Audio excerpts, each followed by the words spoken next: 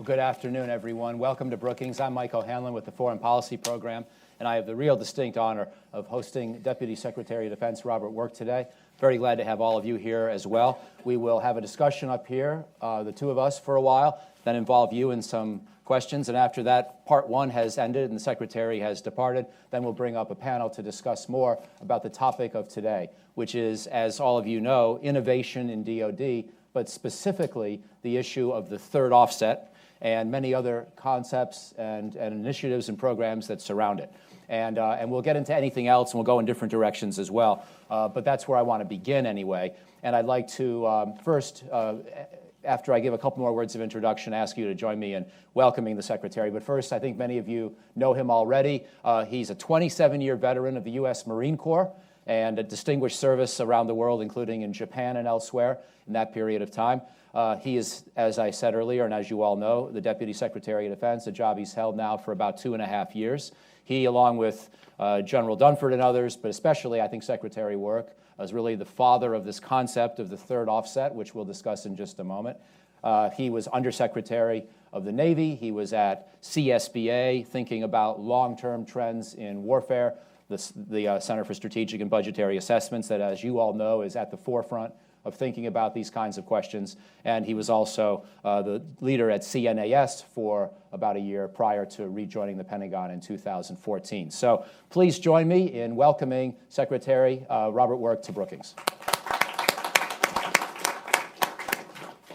And Mr. Deputy Secretary, thank you for being here. And I'd like to begin by really just asking you to, even though most people in this room have read you on this topic before, heard you on this topic before, since we are in December of 2016 and it's an important moment to hear a distillation of how you would just define the concept of the third offset. Well, first of all, Michael, thank you for having me over. It's a pleasure to be here, and hello to everyone. If you think about this, the third offset is nothing more than trying to maintain what we would call our conventional overmatch to the greatest extent possible. And our feeling is if we can do that, we will strengthen conventional deterrence and make it less likely that we will ever have a collision against a large state power. Now, I think all Americans know, over the last 15 years, counterterrorism, irregular warfare, counterinsurgency, nation building, those are messy, messy jobs. They aren't something that happen fast. But I think the American people believe that, at least in terms of conventional warfare, that generally we have short, sharp, victorious wars. When they go back to Desert Storm, they go to Operation Allied Force in Yugoslavia, they go to the initial conventional campaign in Iraq, and they say, wow, we have this conventional advantage. And that's true against small regional powers, but it's not true at all against large state powers. And so all the third offset is how do we make sure that our conventional advantages are so evident and strong that it would deter a conventional conflict with a large state power. And so that's really what it is about. Now, Michael, if I could, please. It takes place within a framework of comprehensive strategic stability. And any of these frameworks that, professionals, they can be very easy to understand, but this is the way I think of it. You have strategic deterrence. You have to get that right against large state nuclear armed powers. Got to have that. You got to have at least strategic parity. You got to make sure that it's nice and stable. And from our perspective, we include nuclear weapons in that. We include strategic cyber that would be used against the infrastructure of a competitor, and tactical nuclear weapons. Then there is conventional deterrence, and that is trying to forestall any type of a conventional conflict against these nuclear-armed great powers. It would be disastrous if we had something like that. And then it's managing the strategic competition on a day-to-day basis, making sure that it doesn't get too hot. And I think the connection between managing the competition and conventional deterrence is crisis management, and the connection between conventional deterrence and strategic deterrence is escalation control. So the third offset is not a unified field theory. It focuses only on strengthening conventional deterrence within that framework And that's what it's all about. It's nothing more than trying to make sure that we don't ever have a conventional war against a great power. Thank you. So I want to do a couple more things in regard to this concept, if I could. And one is to begin with a little bit of an historical perspective. As I think I've told you before, I'm a fan of the term third offset, but it requires one to have some sense perhaps of what the first offset and the second offset were, and that's part of why some people don't love it as much as I do, because they don't want to have to teach a history lesson. But I think you and I are the only ones who like third offset, Michael. I think there are a few more. Actually, I do want to, in a minute, I'm going to ask you how it relates to all the other panoply of concepts that we've heard from DoD over the years, different kinds of initiatives, and how you would say it either builds on them, supplants them, combines them, what have you. But first, I want to do a little bit of a take, or ask you for your perspective on the first and the second offsets. Of course, and some people even define these slightly differently. I would define the first offset as essentially the full range of nuclear capabilities that we built up in the early years of the Cold War, but some people will really emphasize the tactical nukes and the geographic dispersion of nukes. Some of that I didn't really like in retrospect, because it involved things like the Pentomic Division, which got our Army thinking about using battlefield artillery in the form of nuclear weapons. So I'm not sure every aspect of the first offset was equally successful. Would love your comment on that. But also on the second offset, which I think was more of a wholesale success, the notion of using precision, and largely coupled with air-land battle, the doctrine of NATO in the late 70s and 80s. So I would just love to hear your quick take on those two previous offsets. How well did each one of them work? Do they offer lessons for today?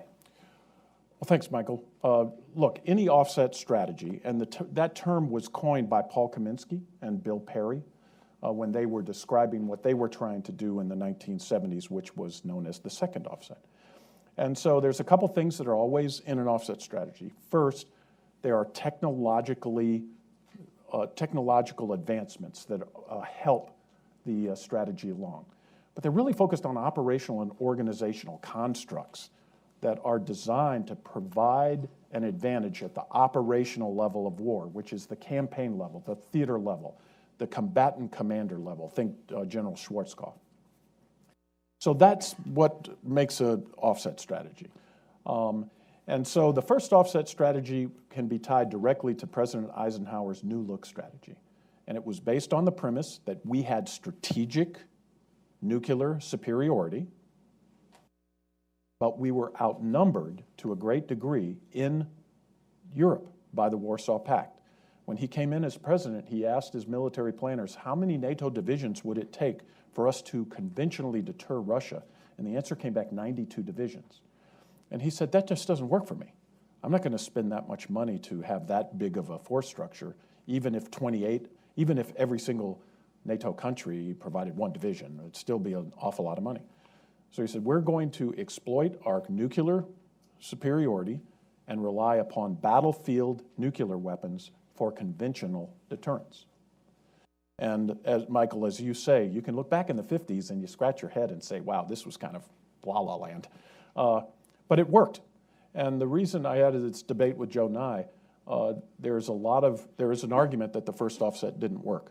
But the way I believe it did work is Soviet operational art, which was to attack NATO in these successive echelons of heavy forces, to create a breakthrough for a thing they call the Operational Maneuver Group that would go deep into NATO's rear.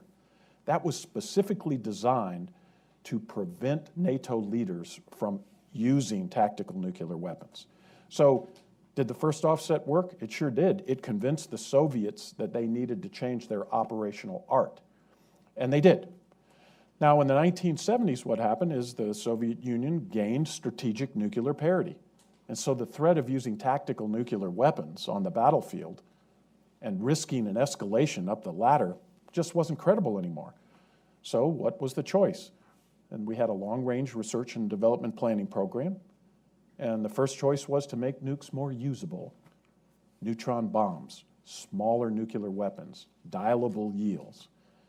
And that didn't sound too attractive to our national leadership either, because of the risks of nuclear escalation. So they said, we're going to go after conventional weapons with near zero miss. That was the way they described it. We all know them today as precision-guided weapons. And it was the battle networks that would employ them. being able to look throughout the theater, see where Soviet concentrations were. It was called look deep, shoot deep, and you would be able to apply conventional weapons against them. That was the second offset. So now, just like what happened when the Soviet Union achieved strategic nuclear parity, we had to change our first offset.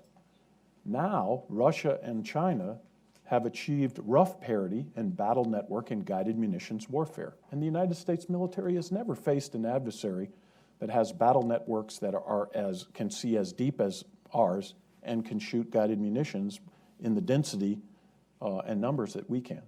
So therefore, we have to think of a third offset. So I agree. I mean, I like the historical progression of this. And we can argue over, there were all sorts of things that jointness was important in the second offset. The all-volunteer force was in the second offset.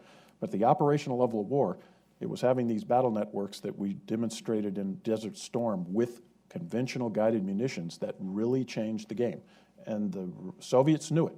In 1984, General Ogarkov, who was the head of the Soviet General Staff, said, my goodness, the Americans can provide the same destructive effects with conventional munitions now that they threaten to do with tactical nukes. And it was a big game changer for us. So that's I'm glad you mentioned General Ogarkov at the end, because that sets up the progression of where we've gone since that time, because of course I think it was that general who coined the phrase military technical revolution. And so you just, this was very useful, you sort of captured within the second offset the movement to the U.S. all-volunteer force, and you mentioned jointness, hinting at Goldwater Nichols perhaps. So if we take that mid-1980s period as sort of the culmination of the second offset, after Desert Storm, we saw a lot of terms introduced into the lexicon, and some of them were associated with big Pentagon initiatives as well. So we talked about revolution in military affairs. That was a big, dreamy concept, but then it got translated into military transformation as a guiding concept within the Department of Defense. And then we've heard other terms as well in recent years. We've heard full spectrum dominance. There's always a joint vision, 2020 or 2030 or 2040. There's air-sea battle, now renamed Joint Concept for Access and Maneuver in the Global Commons. I said that all with one breath. And you remembered it. You're doing good. and so, there are other things cooking as well, more specifically in regard to missile defense or undersea robotics or what have you. So you've defined third offset very crisply earlier, but now I wanted to ask, how does it relate to these other things that I've just mentioned? Does it encompass them all? Should it be seen as sort of the latter Obama administration's effort to keep all those things going? Or does it have a new sense of prioritization within those different subdomains? Well, without question, the Soviet General Staff understood what happened if you put together these battle networks at the campaign level and you employed guided munitions throughout the breadth and depth of the battlefield. They got it in 1984. I would argue that the United States, didn't get it until Desert Storm. Now, the ironic part of Desert Storm is only 8% or so of all the weapons dropped in Desert Storm were guided. Almost all of them were unguided bombs. But I'm old enough to remember, and I see some of you are in this room, I hope you don't think this is an insult, you're old enough to remember too, General Schwarzkopf every night saying, boy, this is one lucky Iraqi vehicle, and it's crossing a bridge. And as it crosses the bridge, right behind it, a bomb hits right in the center of the bridge and collapses it. And so that really triggered everybody's understanding of, whoa, this truly is different. And then by Operation Allied Force, 50, 60, 70% of every shot we took was a guided munition. So military technical revolution was the Soviet term. Andrew Marshall in the Office of Net Assessment did not, what he said is, this is all about operational and organizational constructs. It's not about the technology per se. Technology enables it. So he used the term revolution in military affairs. That was just a difference. He said it's a revolution in doctrine, it's a revolution in concepts, it's a revolution in organizations. So military technical revolution and RMA, I would say, are the same. Transformation then became the term for the Bush administration, the Rumsfeld Secretariat, in which you would take these ideas and truly transform up through About 2001, the argument was, hey, this is all about the number of guided munitions you drop. But let's change the force. Let's have new operational and organizational constructs. And if you look at the 2001 QDR, we would have headed that way had 9/11 not occurred. So the third offset really says, here's the difference. Now, for the last 25 years, we haven't had to worry about great power competitors. Now we do. Both China and Russia I would define as a great power. Both of them have achieved parity with us, and so we need to make sure that conventional deterrence is solid. So I would say along the sweep of history, it's a continuation, and it's just a little bit of a different focus. The chairman of the Joint Chief talks about maintaining our competitive advantage. That's when he talks about it, that's what he talks about. When Secretary Carter talks about it, it's about being innovative and being at the cutting edge. So it's all part and parcel of what the United States has tried to do in its military strategy, and that is to avoid a war with great powers, not to fight one. So now let me, if I could, and again, just taking sort of different slices at the same big issue or big subject, I want to ask you about a few areas of technology. I'll just lump them together and ask you to comment on which ones you see as perhaps the most important within the third offset. I know some of your background is in biology, but also space, and so those are certainly two big areas, right? So everything from enhanced exoskeleton kind of concepts and other things that help the human being operate more effectively on the battlefield to our use of military space and the way that's evolved into really a critical part of our tactical warfighting. Whereas in the days of the first and even the second offset, it was really much more about facilitating the strategic nuclear mission as opposed to the tactical mission. And so we have space, we have biology. I've heard you and General Selva talk about artificial intelligence, and of course that raises the broader subject of cyber. And then there's the issue of robotics. And some people would mention additive manufacturing, 3D printing.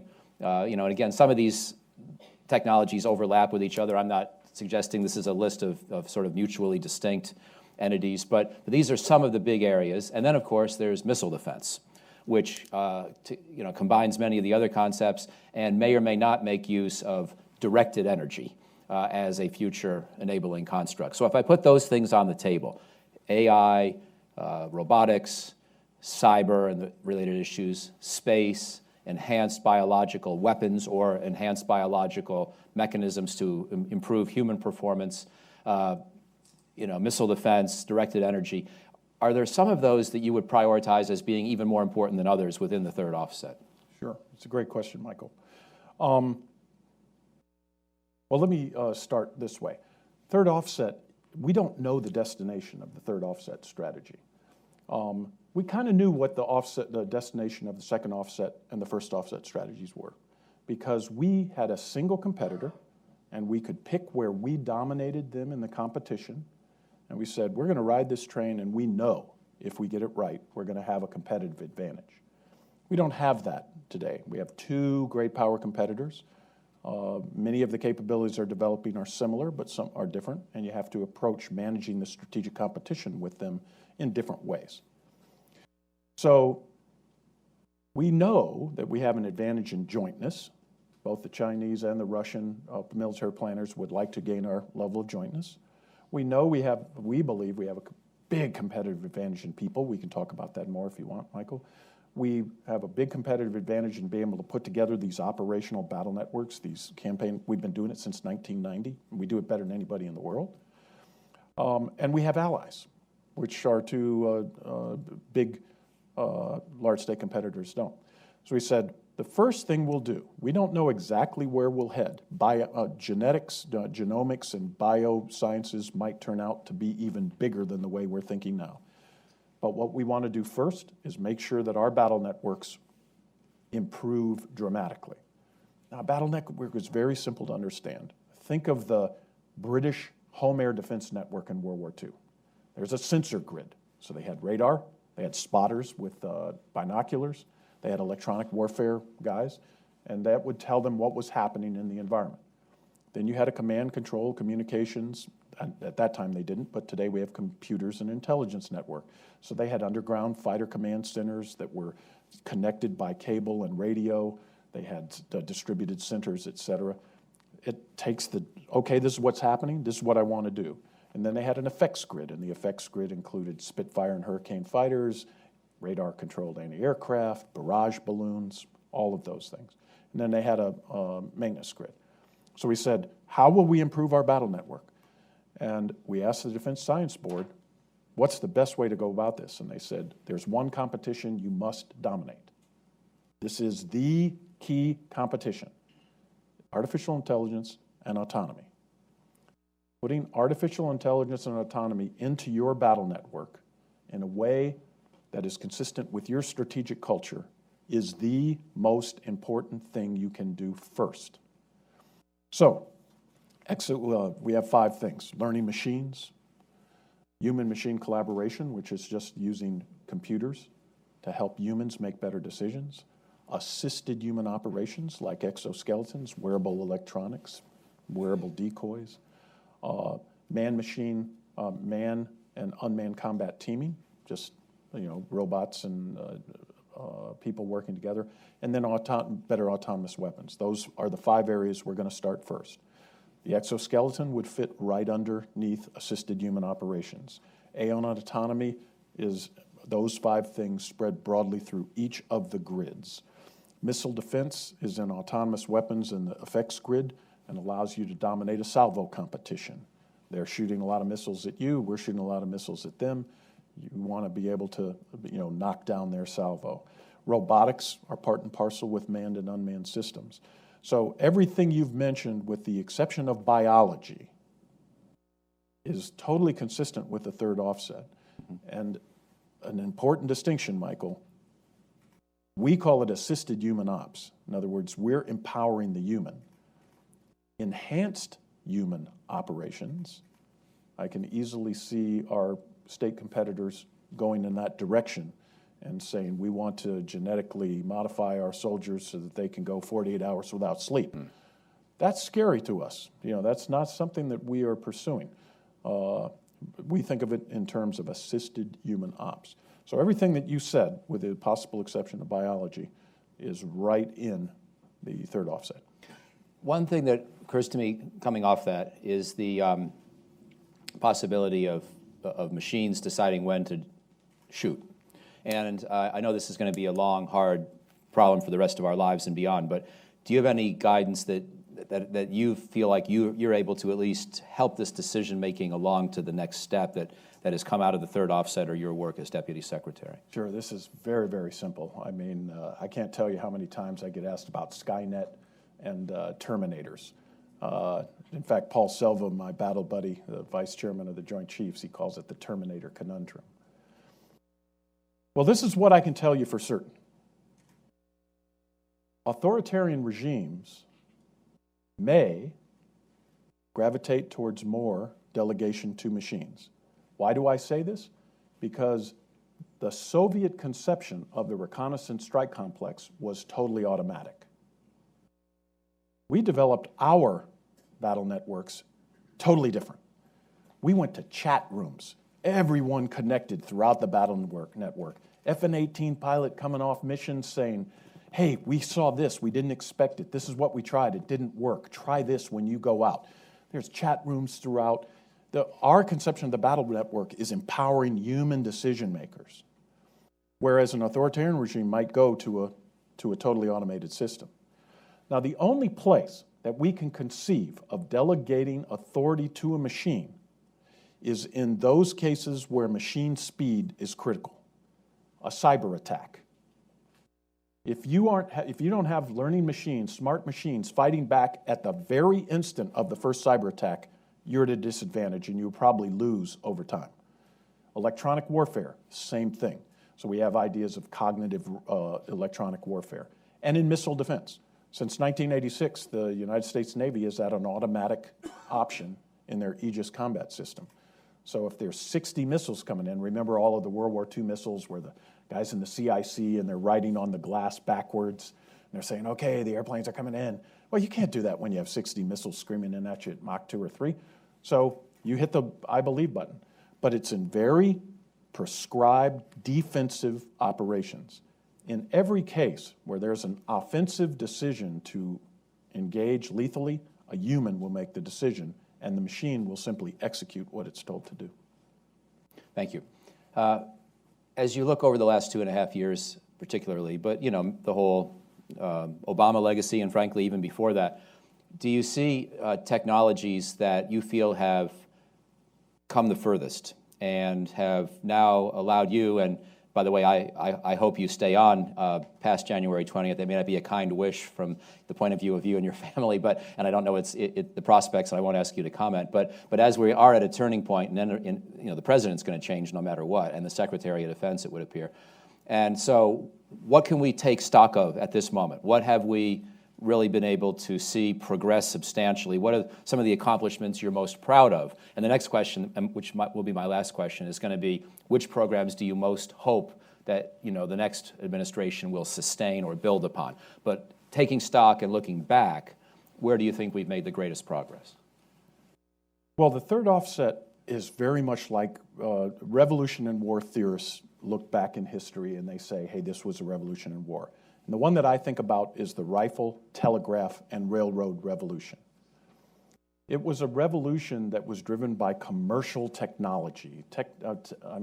Telegraph and the railroad was being driven by commercial interests to, provide rapid transportation of goods and people, having more instantaneous information. And whenever you have something that changes society, it will inevitably change the way you fight wars. The same thing's happening with AI and autonomy in our lives. Mm-hmm. Just think about the last 10 years where now, we have autonomous braking systems which take over from the driver. It doesn't matter if the driver is talking to their wives or their spouses or they're talking on the phone. It doesn't matter. We have a system that says, hey, dummy, you're about ready to hit something that's not moving and looks pretty big. We will stop the car for you. And that's happening now. We have smart thermostats. We have smart refrigerators. We have Echo, hey, Echo, what's going on? That's changing our society. It's going to change war.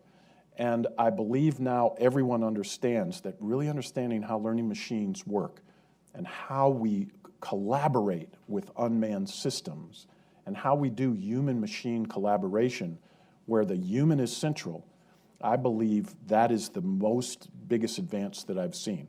And you can see right now on all of the services, all sorts of unmanned and manned combat teaming and new instructions.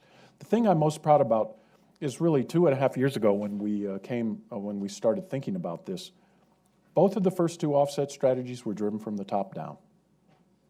It really was the president in the first offset strategy, and it was Bill Perry and Harold Brown in the second. They were saying, look, we know we're comfortable in this way. This is the way we have to go. So Secretary Carter and I believe very strongly that we needed, and Secretary Hagel, we all kind of agreed the same thing. And it did be kind of top-down driven and said, we have to think differently in the future. Conventional deterrence is too important to assume that you're going to have it. So I think the thing I'm most proud about, Michael, is not any technology. It is the fact that I really do believe things like multi-domain battle in the Army, all of the things that Admiral Swift is doing in the 7th Fleet in terms of their integrated battle networks, the fact that the Army is setting up its first tactical cyber electronic warfare unit, the fact that we now have a JICSPOC, a Joint Interagency Combined Space Operations Center, which is designed to fight our space constellation if it's come under attack. It's the operational and organizational constructs that I'm most proud about, and that's why I'm relatively optimistic that this will continue, whether it's called third offset or whatever it might be.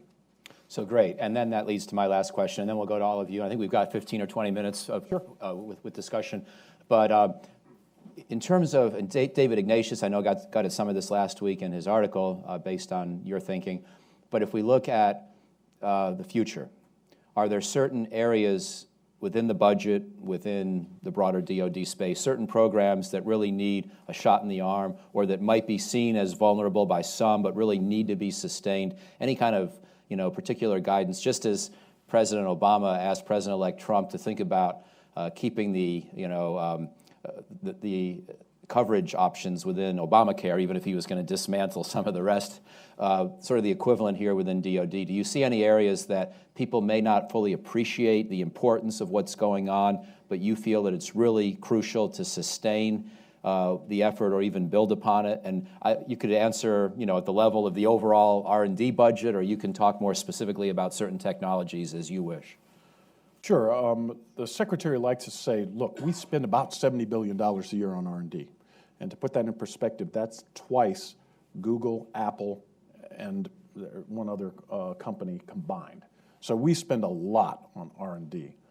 The third offset is really about getting towards these new operational and organizational constructs. And so what we've done in the last 2.5 years is do a lot of seeding of demonstrations so that the next administration, once they know what their top line will be, they'll be able to pull however many levers they want. So we have advances in aeronautics, advances in hypersonics, advances in unmanned systems, advances in new autonomous weapons, advances in learning machines. And we don't have the tails in our budget to sustain them. We've purposely done it this way because Secretary Carter said, look, in 18 months, what we've got to do is provide a basis for the next administration to be able to say, these are the priorities we want. So rather than give you a specific example, I would say that I believe the incoming team will be very pleased with the range of options that they have to choose from. And then the options that they choose will reveal their priorities and say this is what they think is important. Great, excellent. Well, let's go to you. Please wait for a microphone after I call on you, and please make sure to give your name before posing a question to Secretary Work. We'll start here. Hi, Mr. Work. Tony Bertuca, Inside Defense. There seems to be a lot of renewed focus now on the size of the force. We see that in the NDAA, lots of money to stop the drawdowns of the troops. We see the 350-ship Navy proposal from the incoming administration. This is an old debate about capability versus size. But as the debate seems to have reemerged, what is your hope for the progression of it, especially in a resource-constrained environment, size versus capability? And the third offset, it doesn't really put its emphasis on size on a 350-ship Navy. What are your hopes for this? Well, in an ideal world, and with defense budgets, pretty healthy defense budgets, hopefully we would be able to do both capability and capacity and go after it. But I'll just give you one example to the challenges that we face. In the Cold War, every single system we built, real big system that had to operate on the battlefield, had to be EMP hardened, electromagnetic pulse, because we assumed that the threat of tactical nuclear weapons would fry your electronics, so you had to have EMP hardening. And it was just built into everything. It was just a cost that we accepted. Well, now everything has to be cyber and electronic warfare hardened. And all of the equipment that we have right now was built in an era where you really didn't have all of these cyber threats, the Internet of Things, the DoD Internet of Things. Rather than building up, the first thing I would do is let's get after and fix all of our stuff in cyber. I'm just using that as an example. There's a lot of different capabilities that I believe that we really have to get right, and then debate what is our theory of how we will operate in the world. What is the Trump administration on the theory of, right now we have a win-hold force structure, one big kind of military operation and a smaller one. Well, for 20 years, we had a two-war construct. So the incoming Trump administration will make those decisions, and only after that happens would I start saying, let's build up the force, because I can't tell you whether to build up the force until I know exactly what your theory of the world, what is the U.S. role in the world, what is the force sizing and construct that you want. So I'd really focus right now on getting that right and getting the capabilities, filling in some of the capability gaps that we have right now, buying more munitions, paying a little bit more money on readiness and things, and then debate our role in the world and then start the buildup. So my only recommendation is, look, a larger force, who's going to argue against a larger force? It gives you more buffer, a lot more stuff, but make sure you understand what you want that force to do before you just start building. That's, I think, the way I would approach the problem. Excellent. Go over here, please. Sydney.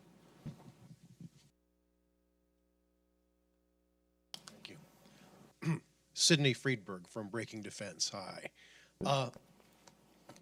One of the things you've touched on is, these are not Terminators, these are not Skynet. These are, the machines are always going to be in the life or death situations presenting information to the humans to help them decide. And then I think about people following their GPS into lakes, and, even if the computer isn't malign, if it's systematically wrong and you grow to trust it, you can go very wrong. And of course, in the nightmare scenario, you may not notice you have a singularity on your hands until you've built your own cage, locked yourself in, and realized, oh, I just trusted the computer to talk me into that. So how do you, build decision aids that actually, don't just embody either the biases of the programmers or the emergent defects of the software? It's a great question, and one we're debating all the time. When DSB, the Defense Science Board, when they came to us and said, this is the competition you have to really pay attention to. You've got to go after it. So we've really worked on that and gone that way. Now we've asked the DSB, okay, we want you to do a summer study on counter autonomy and counter AI. On learning machines, for example, you can get into a learning machine and you can dicker with it, and it will learn things that you don't want it to learn, or it will do things that are incorrect. So the next big step is, let's make sure that counter AI and counter autonomy, we understand what we're doing so we don't go down these pathways. Another thing I always ask the chiefs is, look, you're going to have to select commanders for these new battle networks, these human-machine collaborative battle networks that are different than commanders who used to employ mechanized brigades on the battlefield. And you've got to ask yourself, do you want a commander that just does what the machine tells them? Or do you want a commander that listens to the machine, which gives options to you and says, these are things you should consider, and then uses their experience to make the decision? Now, for me, it's not even a question. You're going to pick the second one all the time. Because if you're just going to have commanders who listen to the machine, then go automatic, right? I mean, we believe we have an advantage in our people. We think that men and women who grow up in the I world in a democracy have an inherent advantage over men and women who grow up in the I world in an authoritarian regime, because they're viewed as potential sand in the gears. We view them as potential sparks of tactical and operational innovation. So the questions that you ask, Sidney, are very important. And what you've got to do, like how do you do operational test and evaluation? How much operational test and evaluation do you have to do before you trust the computer? We don't really have that questions. But I'll give you a perfect example. I'm reading this, Hornfischer, the guy who writes about the U.S. Navy in World War II. What a terrific historian he is.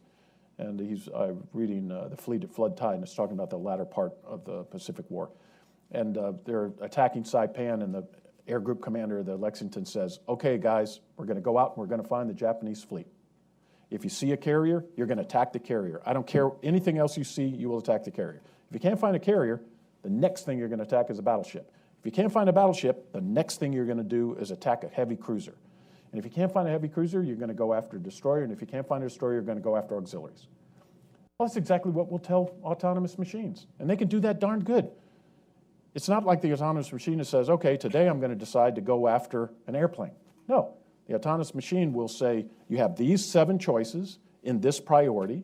I know there's bad guys out there. Go out and hit one of them. The human is in control. The human designates the targets. The human sets the priorities, and you trust the machine, the autonomous weapon system, to do it.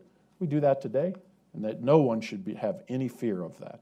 The machines are not going to decide, I don't like what my human told me today, so I'm going to go attack this.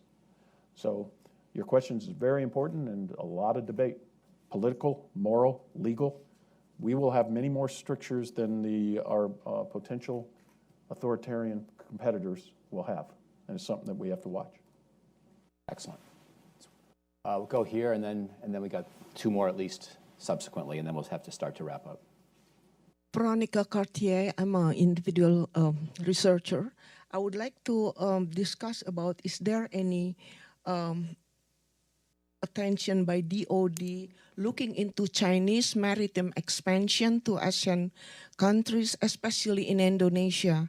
Recently, China investment of about 13.1 billion, and I believe is aiming control for Strait of Malacca and Strait of Lombok, which is provide access to Indian Ocean and Pacific Ocean. In January 2014, Chinese PLA Navy is upgrading its destroyers and frigates to range further and have been seen in the area the longest amphibious Chinese landing ships along with destroyers in Strait of Lombok. Would you please verify that, sir? Well, let me break this into two parts, Veronica. The first part of your question really has to do with managing the strategic competition. So President Obama and his team, our team, has really been focused on that for a long time. We say that the Asia-Pacific theater is the most consequential region in the 21st century. And it's how do you manage the strategic competition with China? Now, let me just say, for liberal democracies, we seem to think that competition is an inherently negative word. For both the Chinese and the Russians, they believe competition is the natural state of international affairs. So managing the strategic competition has to do with, hey, how will we approach the way the Chinese are operating in the East China Sea, the South China Sea, et cetera. And because we're really focused on the third offset, I'd rather kind of stay away from that for right now. It is true that the Chinese Navy is growing by leaps and bounds, and they are pursuing many third offset type things. Lots of guided munitions, lots of battle networking. So we're really focused on that. We're saying as they develop capabilities, let's make sure that our capabilities are at least at parity and preferably better to make sure that a collision is least likely. Peter.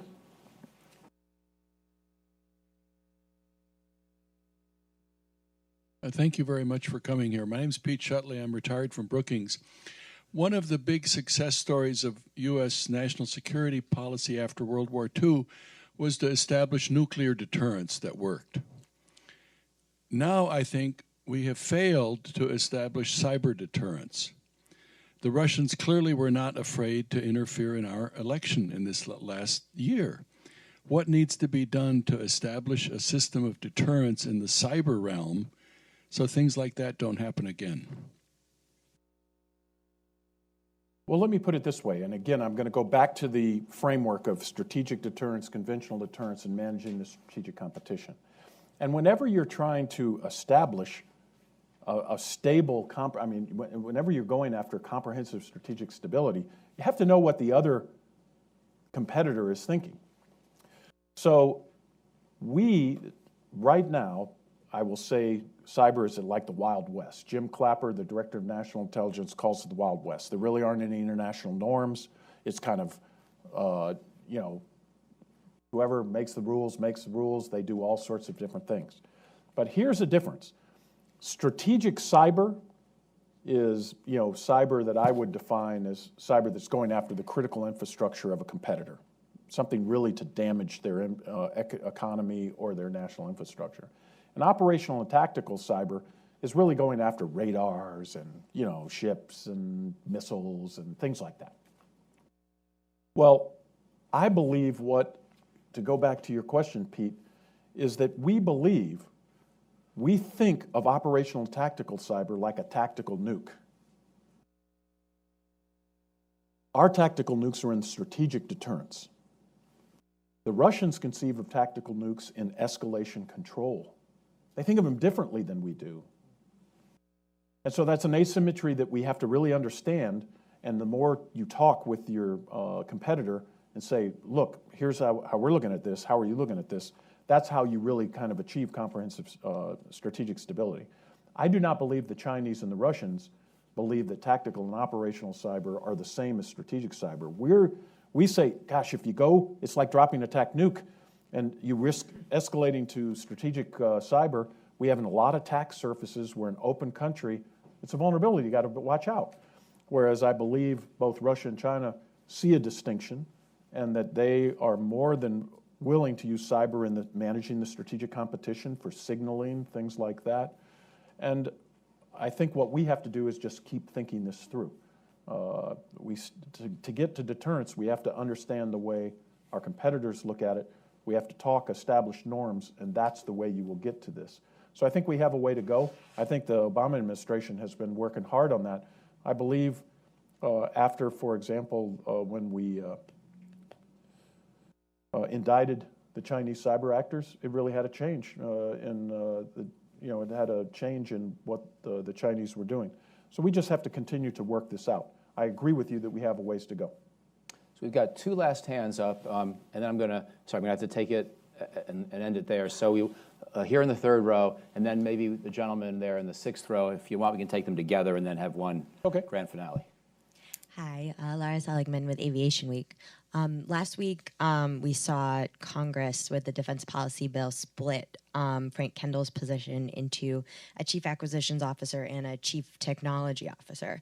So how do you think that having this new position of chief technology officer to do innovation and outreach with Silicon Valley, how do you think that will impact third offset? And do you think this is a good thing for the DoD? I mean, how do you think this is going to play out? Great, and then together with this gentleman's question back here. Zach Biggs with Janes. I wanted to ask you, you just described the separation of operational and tactical cyber from strategic cyber.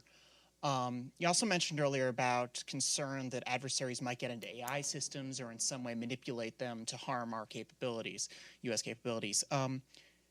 Do you currently think that the operational and tactical networks that the U.S. is using are trustworthy? Do you trust them fully, or do you think that the capabilities that you described with Russia and China, having grown considerably, have made them untrustworthy?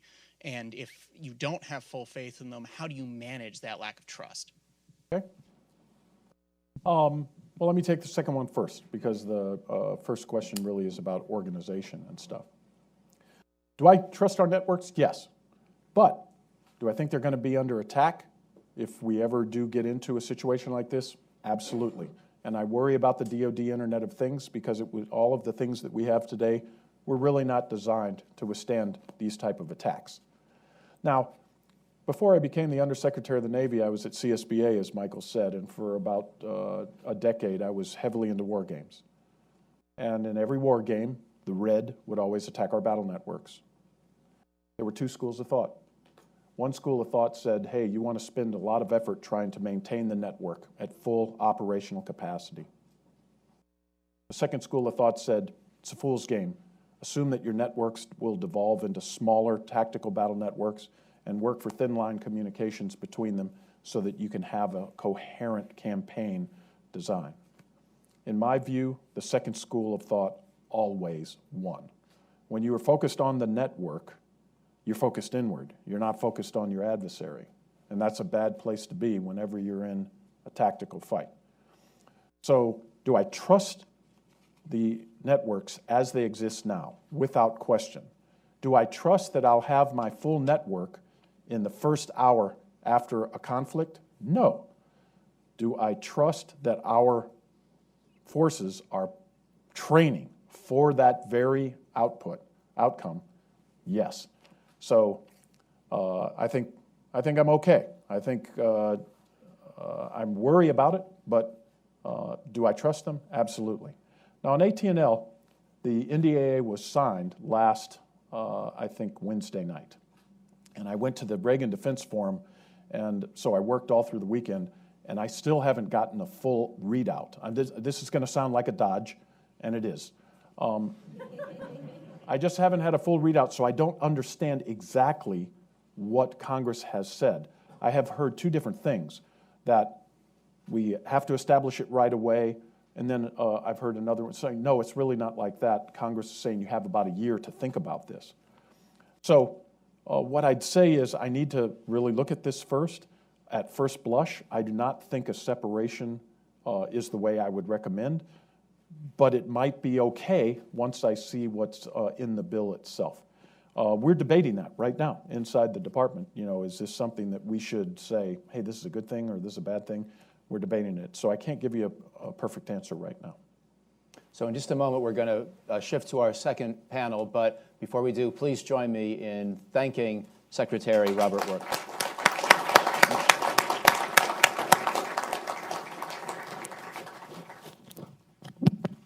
And Michael, thank you again for doing this. I had a great time, and thank you all for thinking about this. You know, these are big issues.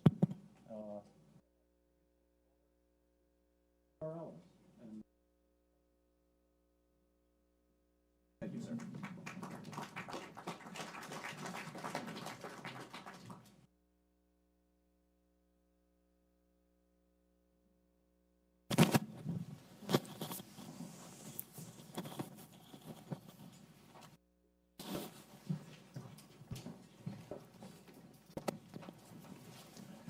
And as Kelly and Alan get mic'd up, I'll thank all of you, those of you who are able to stay.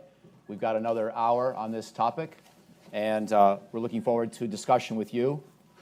We'll have a very similar kind of framework where I ask a couple of opening questions, and then we go to your thoughts and questions and comments as well. And so let me now please introduce Alan Easterling and Kelly Marchese. Kelly is with Deloitte. She is an expert in efficiency, in organization, and in manufacturing. She's a graduate with an MBA from Duke University in these kinds of issues. She is she's a black belt in Six Sigma efficiency. In other words, trying to make corporations lean, trying to make DoD innovative and effective across its bureaucratic but also its manufacturing sectors. And obviously, therefore, issues of innovation, both at the organizational level and the technological level, are crucially important to what she thinks about, and all these have been teed up nicely by the Secretary. Alan Easterling is with Northrop Grumman, although for the first part of his career he was in the U.S. Navy as a captain, and wound up with some stints in applied physics lab and also other places where he thought about undersea robotics, as well as many other areas of technology. So he also has a technical background, in his case more in the hard sciences and engineering, Naval Academy graduate before that, and so we're delighted to have them today. So thank you, Kelly and Alan, and we'll launch right in. I think the best way to begin is just by asking you to reflect on what you just heard from Secretary Work. So maybe, Kelly, over to you with just some broad impressions, and you know, if you need a more specific one, which I doubt you do, but I just like your broad impressions. But I'm particularly interested in how we should think about the Secretary's definition of technical innovation with this concept called the third offset, whether it sets us up correctly as we're at this transition point going into the Trump administration. Michael, I've been looking forward to this. I really enjoyed Secretary Work's comments, and when I think about the third offset, or really the future of anything, we often default to talking about the technology because that's the sexy side, right? That's the shiny new objects. But if the goal of the third offset is to create an enduring strategic advantage, it can't just be about the technology, because that can be replicated, copied, or mitigated by adversaries. We really believe it's all about the architecture and how those different technologies are integrated. And so I really liked what he had to say around the importance of the, he called it operational and organizational constructs. I think that's critical. We spend a lot of time focused on our R&D budgets on the technologies and less so on the architectures. And those architectures are how we structure those technologies and how they communicate and connect with one another. I've got a follow-up before. I should have said, by the way, by way of introduction, both Deloitte and Northrop Grumman are important members of our ongoing industrial-based working group we have here at Brookings. We're grateful for their intellectual and financial and every other kind of contribution. And as you can see, we have a lot of expertise reflected in who's here today. What I wanted to ask was, how would you evaluate where we are in trying to make the Department of Defense more efficient and effective organizationally? Because, as you say, it's always easier to talk about the technologies, and we can certainly think back over a half century to the invention of nuclear weapons and satellites and stealth and precision strike and cyber capabilities and all the things that the Secretary was talking about. And most of us do form an image of each decade, or at least I do, based on which technologies came into being then.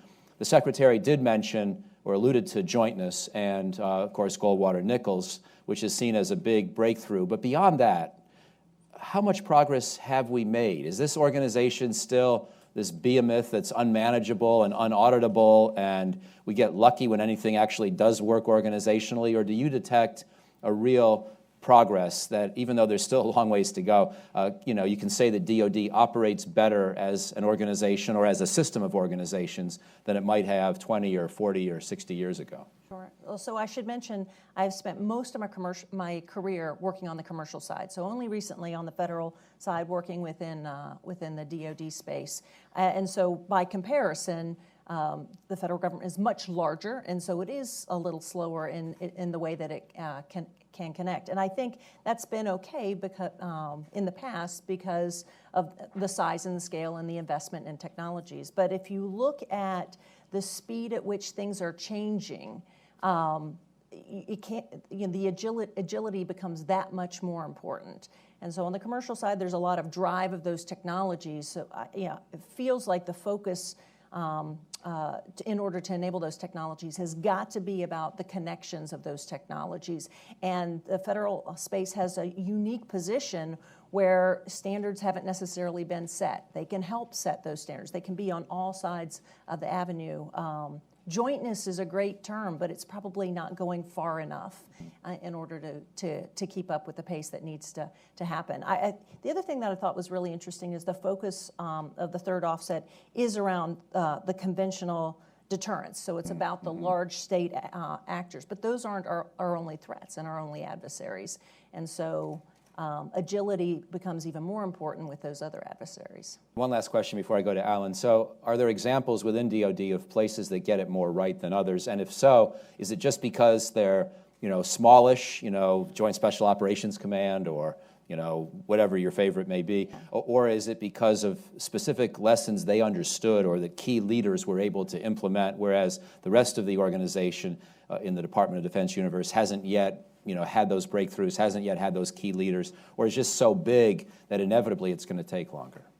Well, so one of the places I have seen great progress is in some of the innovation institutes that have been created under it's public-private partnerships. So it is where public and private organizations are working together. So it's called Manufacturing USA. So there's a number of different innovation institutes that are focused on different technologies. And so it is pulling together academia, federal agencies, as well as industrial members, and that is jump-starting a lot of the learning and driving the technology and the coordination across industry a lot more quickly. It's forcing them together and to do projects instead of each operating in individual silos and solving the same problem in parallel. And you can identify certain areas of the country, whether it's Silicon Valley or Albuquerque or North Carolina or what have you, where some of these innovation clusters are in existence. Absolutely, yeah. So Alan, thank you for being here as well, and just like your broad reactions to where you think the third offset is right now, and just any other reflections after hearing Secretary work. Let me dismiss with the cultural and the organizational first, and then I am going to come to technology.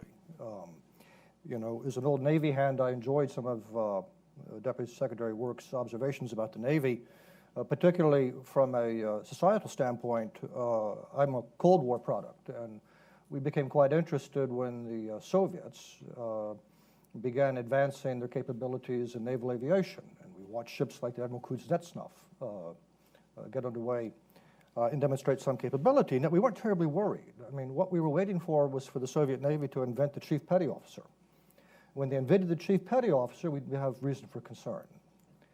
From a cultural standpoint, the Soviet Navy also was proud of saying that they had a copy of our battle plan for war at sea. But they tended to view that somewhat ruefully because they were aware that the U.S. Navy had never read it. And the companion piece to that is war at sea is chaos, and the American Navy practiced chaos at sea every day.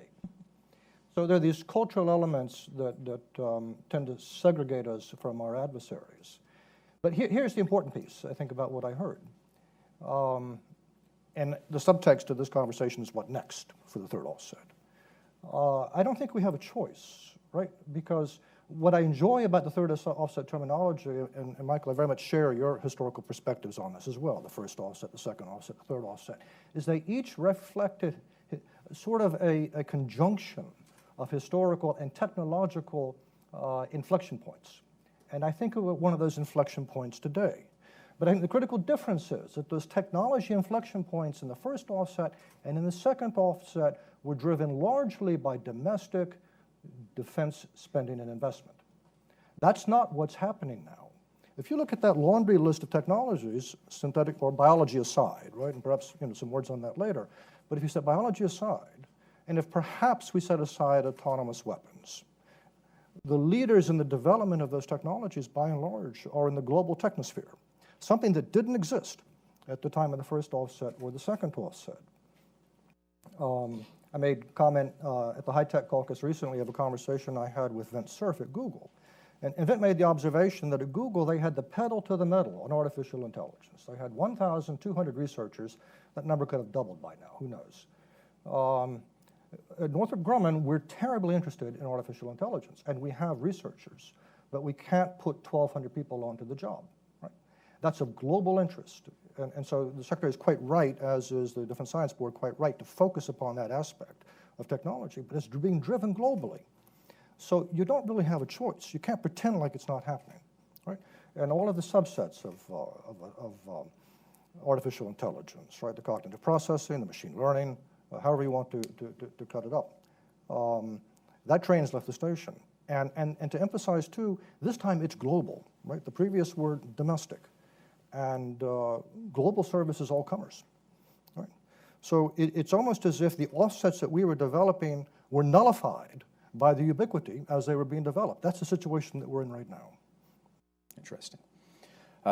Where do you see the greatest promise right now in terms of being able to deal with both vulnerabilities and opportunities? So you had a background and ongoing interest in undersea robotics, for example. Mm-hmm.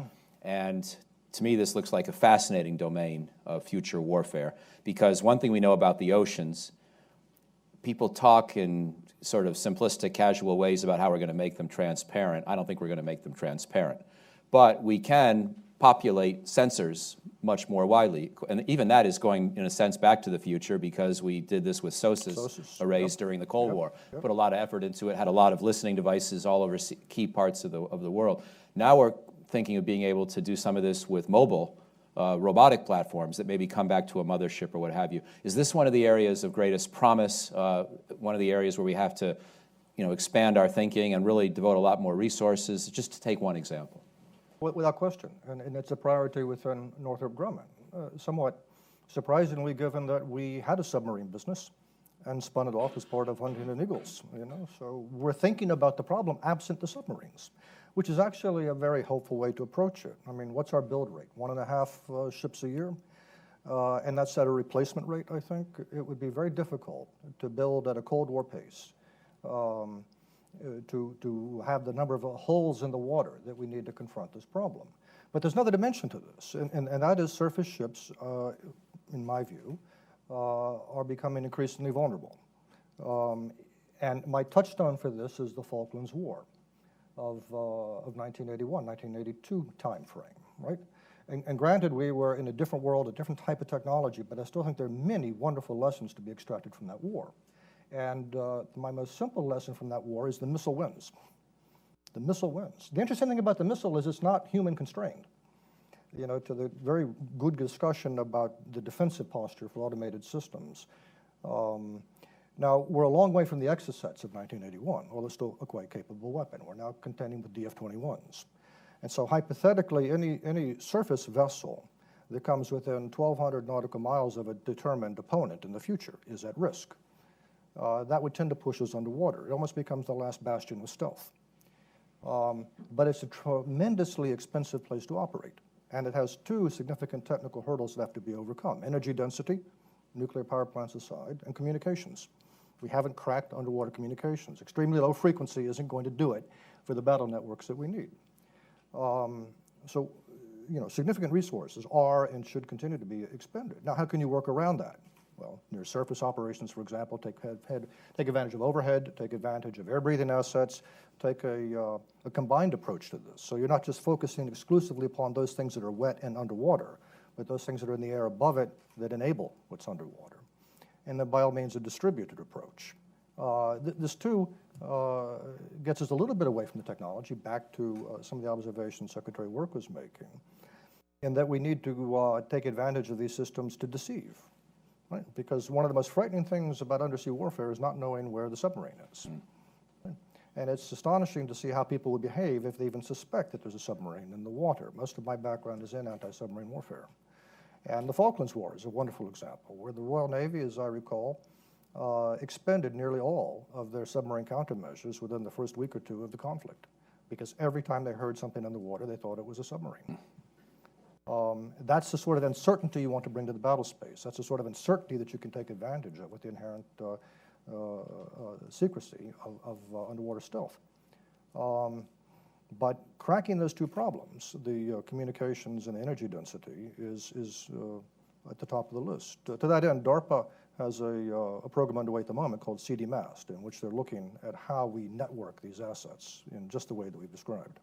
I want to ask about two more vulnerabilities. One is going to be land bases, especially in forward theaters, and the second is going to be about cyber. So I'm going to begin with the land bases, and then I'll pose the cyber question to both of you. Before I do, I realized I was negligent in one other way. I needed to convey the apologies of Secretary Bill Lynn, who, as you may have noticed, was supposed to be on this panel, but he works with a company with a home in Italy, and you may have noticed some things happened there in the last 24 hours, for which Bill has to speak with his colleagues back home in Rome, and so he sends his apologies. But anyway, we'll continue to have fun up here. I think we have plenty of brain power, and with all of you, we'll have some great additional questions as well. So let me just finish up my part with the questions about vulnerability of forward land bases and missile defense specifically, because, Alan, you just mentioned that the ship is becoming inherently more vulnerable in the missile age, which I tend to agree with.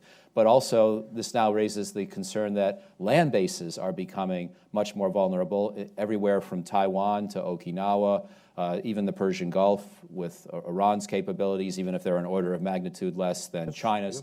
And certainly the Baltic Sea, if we think about Russia scenarios. And so my question would be, you know, are land bases inherently vulnerable? Or if we do enough clever things with hardening, dispersal, short takeoff aircraft, you know, combined with waiting for that day over the rainbow when directed energy missile defense finally becomes available, as people have been promising for a long time, that maybe we can still stay forward? Or are these forward bases really just, in a sense, you know, making sure you've got a tripwire, and if you ever get to real hardcore hegemonic warfighting, it's going to have to be from bases that are further back? You mind taking that? Well, I think so. I'd offer the Philippines in 1941 as a case in point. It turned out to be a bit of a tripwire. Right? It was intended to be a forward base, but it was quickly overwhelmed. Granted, advantage of surprise. Is surprise to a possible modern warfare? I believe absolutely it is. I do think that the age of the Iron Mountain, right, and the deliberate 2 to 3 month buildup without opposition is anomalous. I think that the most coherent strategy I've heard for dealing with this problem is distribution, right? But, you know, if you're looking at a place like the Pacific, distribution where? You know, the age of the medium-range ballistic missile with conventional warheads changes everything in this regard, I think. We haven't faced an opponent who built their defenses around those capabilities with every intention of using them. So we've had this luxury of time, and we've had this luxury of logistical Iron Mountains. And I think that this plays very heavily in war at sea, right? Because naval ships are still dependent upon resupply and refitting ashore. Littoral combat ship, in order to change a module, it has to go into port. That doesn't happen at sea. Even an Aegis ship, after the 120 silos are expended, it can't reload at sea. It goes back to port to reload. And given the nature of the combat that we expect in that part of the world, they will have to reload. And they do expend those souls very quickly. So one thing that we have to contend with, it's an excellent question, is the matter of logistics and resupply at distance in a theater that is all about distance to begin with, where you're being held at risk before you can even employ your own weapons. Let me now turn to cyber and ask Kelly and Alan both about this. And I see my good friend Brendan Areno in the room. Brendan was the research assistant to our former colleague Peter Singer, who wrote a book called Ghost Fleet that a lot of you I know have read, in which he basically made the argument that the entire cyber infrastructure of the U.S. military is far less dependable than Secretary Work just asserted. And by the way, if you were Deputy Secretary, you might feel like you needed to say that, whether you fully believed it or not. And I'm not in any way suggesting that he doesn't believe it, but it's a fair question for all of us to worry about. To what extent have we built up a cyber infrastructure in the U.S. military that in crucial ways is going to fail? And again, Secretary Work actually did give a lot of nuance to his answer or when that subject was raised, because he acknowledged that a lot of your networks are not going to succeed, not going to survive.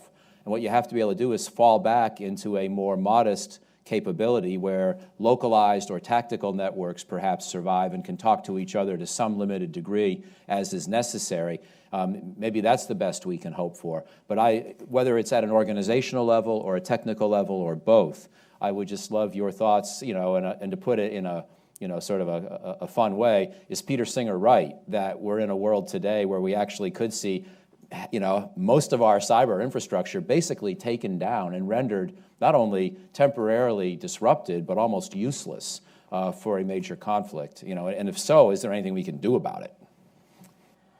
So I'm going to talk about the cyber implications on like logistics and maintenance, right? So there's cyber implications on defense systems and military systems. But if you think about one of the things that's really important is sustainment and maintenance and logistics. And so cyber implications on that part of our operational organization. And I guess there's a good news, bad news story. The good news is because so much of that is not connected right now, it would be really hard to have a broad-based impact on that. The bad news is it's not really connected, and it needs to be in order to operate as effectively as the direction of all the Internet of Things is leading us in that direction and giving us the capability for. But we don't have that connectedness yet. Once a holistic strategy is put together around what that architecture should be, it can be around any kind of defense network, but if you think about maintenance and logistics, the cyber side needs to be covered as well, because that digital supply network will have sensors that are always on, that they're constantly transmitting data and information. There'll be communities that are sharing all of that information. There'll be machine insights and human insights, all those things that Secretary Work talked about. You could work against those things could work against you if they're not protected by cyber. But first you have to connect them in order to protect them. But let me just tease this out a little further, because, and you're a great person to ask, because it's sort of where Six Sigma collides with, vulnerability. And the Six Sigma in you wants to see everything be optimized and efficient, right? Mm-hmm. But I've heard people say, one of the things they like about the old ICBMs is they're not efficient. They're not, the cyber isn't that modern.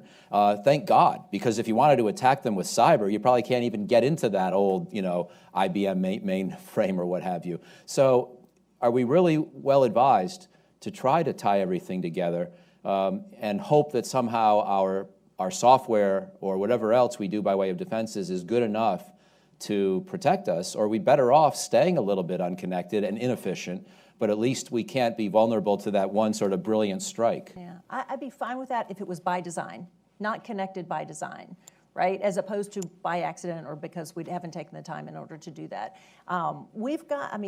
It's not about just the technologies. We've got to Secretary Work's point, we've got the clever people out there that will help us think through those areas where do we need to be connected, how can we best network, and how do we leverage insights and make the right decisions if we make that a priority, if that's an area of focus. So again, I go back to the architecture piece. That holistic architecture is where there hasn't been as much focus as each of the individual siloed technologies. Great. Alan, any comments on the broad issue of cyber vulnerability? Yeah, to me it looks like another variant of the electronic warfare conundrum, where you have electronic measures, and you have electronic countermeasures, and you have electronic countermeasures, and so on. And that's never going away. And cyber looks the same to me. It is built into the system, for better or worse. I see it only becoming increasingly problematic as we become increasingly dependent upon the very real advantages that these systems bring us. And as cyber itself matures as another domain of war. The Secretary was also, I think, carefully navigating the implications of cyber war. I mentioned Vint Cerf earlier, who also cautions against using the term war with cyber. It tends to pervert the thinking. It's not war. You need to come up with a whole new language to describe what's happening there. At every given instant in time, right, there are millions of machines all over the world who are interacting with one another, who never knew the other machine existed, and perhaps only did for those few seconds of exchange and will never connect again. There's this extraordinary neural layer to the world, right? But we typically call it the neural layer of the global economy, right? That's running behind the scenes, to which we're largely oblivious, but we've created it. You think about the fact that 90% of transactions on the street, that's a rough figure, right, are machine-to-machine flash trading, right? We've already let this out, right? And the system will inevitably have vulnerabilities, the system will inevitably have exploits, and we simply need to factor that into our planning so that we are able to contend with graceful degradation, if there's such a thing. It's a hopeful word. And alternatives when we begin to lose access to these systems. But these systems in general convey speed, and they convey knowledge without which we can't fight. I thought Sidney Freebrook's question was wonderful, because behaviorally, what he was suggesting is exactly what people do. I was on a panel the other week with the CTO of IBM Federal Systems, and we were talking beforehand about the work IBM is doing with Watson. And Watson, you're familiar with the Jeopardy champion, has gone to med school and is practicing oncology in a way. What Watson's able to do is keep up with all of the literature that the harried and very busy surgeon can't keep up with, right? And has access to all of the digital case histories on the planet, which the surgeon couldn't read if he wanted to spend a lifetime reading it. And Watson finds patterns that the surgeon would not otherwise find.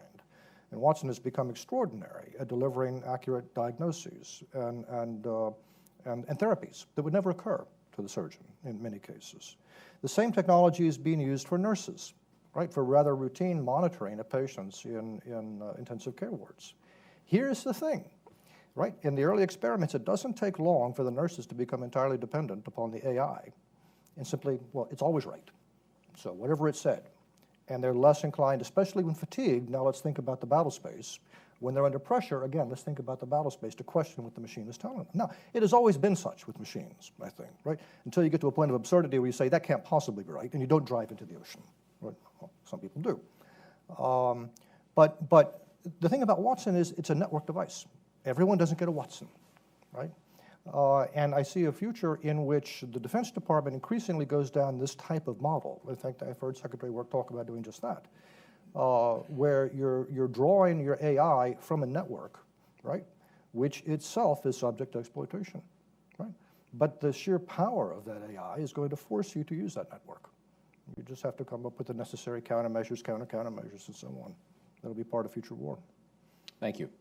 I'm about to ask you for your thoughts and questions, but I've got one more big picture for the panel, which is, okay, we are at this milestone in American defense policy, the end of the Obama administration, and presumably the end of the Ash Carter tenure at SecDef. We'll see about the Deputy Secretary work. But this raises the question of how do we take stock of the third offset? And what has it meant? Is it, this is not to be disparaging in any way, but, every administration needs its own bumper sticker. And is it essentially just the Obama administration's or Deputy Secretary works along with his bosses and colleagues? Or is there something to you that's distinctive about it? He emphasized artificial intelligence and organizational change and sort of a grassroots approach to innovation more than anything more specific or technological. But is there anything about the third offset that for you is the most memorable, the most important, the most distinctive, and therefore the most crucial to build upon going forward? And if you want sort of a wrap-up question, is it going to survive? Is this a term that is actually has any chance of being used by the Trump administration? So Kelly, within those broad questions, how successful has it been? What are its chief attributes? What does it really mean to you? What are its prospects? Yeah, no, I do think it has been, it's raised a question that needed to be discussed, and I do think it's made definite progress. And in terms of the Obama administration, there has been a recognition that in order to stay ahead of our adversaries, we have to operate differently, not just be technologically advanced, but how we develop those technologies, how we work together across federal and commercial. We need to operate differently. You hear the term ecosystems all the time. Public and private organizations working together, and that will help us because the third offset is about an advantage for the United States. There's a lot of commercial organizations that want to maintain that advantage and as well. So I would be surprised if it didn't continue into the Trump administration. It seems to be aligned in terms of making sure that there's kind of strong positioning against our adversaries. So I'd be surprised if it doesn't survive. Alan. So I think the word we're looking for is what makes it enduring. And I alluded to this in earlier remarks. I think one thing that makes us enduring is the nature of a dual inflection point and the acknowledgement of our own vulnerabilities. Having acknowledged our vulnerabilities, we can't very well just throw our hands up in the air and say, well, we'll live with it. Right? Land forces, we're talking about land bases. I mean, our armored forces are not geared towards operating in an environment where the opponent has the same sorts of precision weapons that we enjoy. They're just not. Right?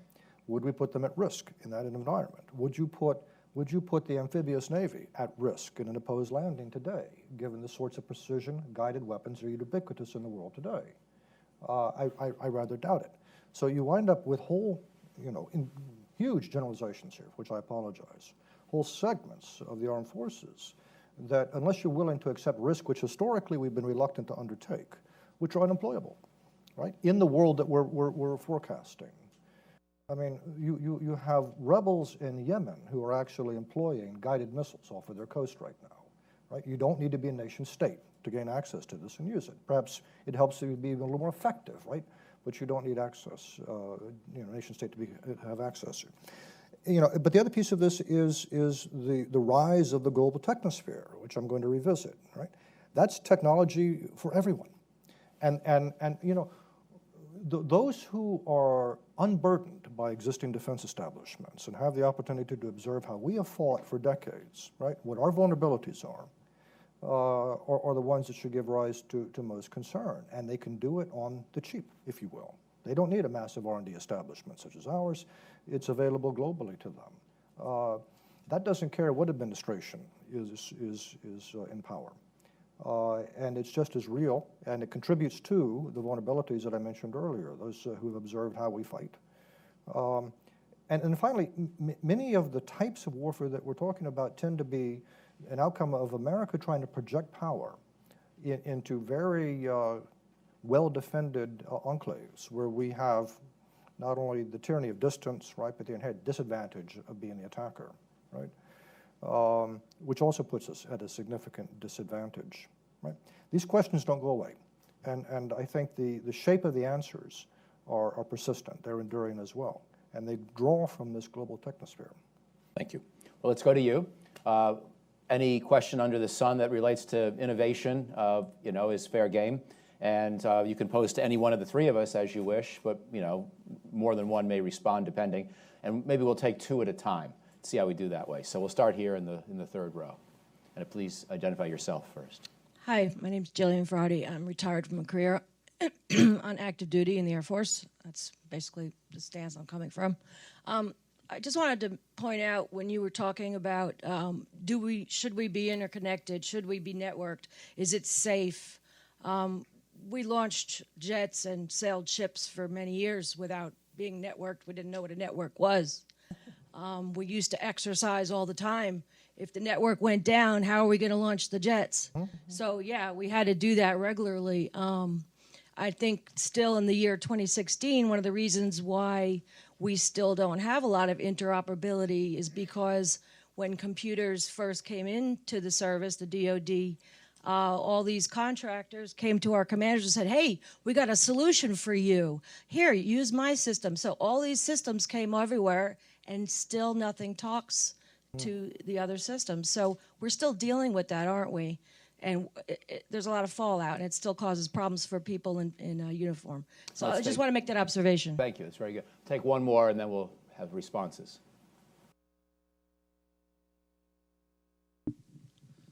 Hi, Nicholas Dale. I'm an independent contractor for the satellite industry, and I wanted you to expand a little bit upon the proliferation of broadband as we're seeing come online, as well as the use of broadband in emerging economies. So Kelly, you want to start with either of those or both, and then we'll... Sure. Well, I'll mention, I think it was Jen made the observation about systems that don't talk to each other. That is not unique to the DoD. so that commercial organizations face that as well, where they have had lots of different systems that have grown up, legacy systems grown up over time that don't necessarily connect.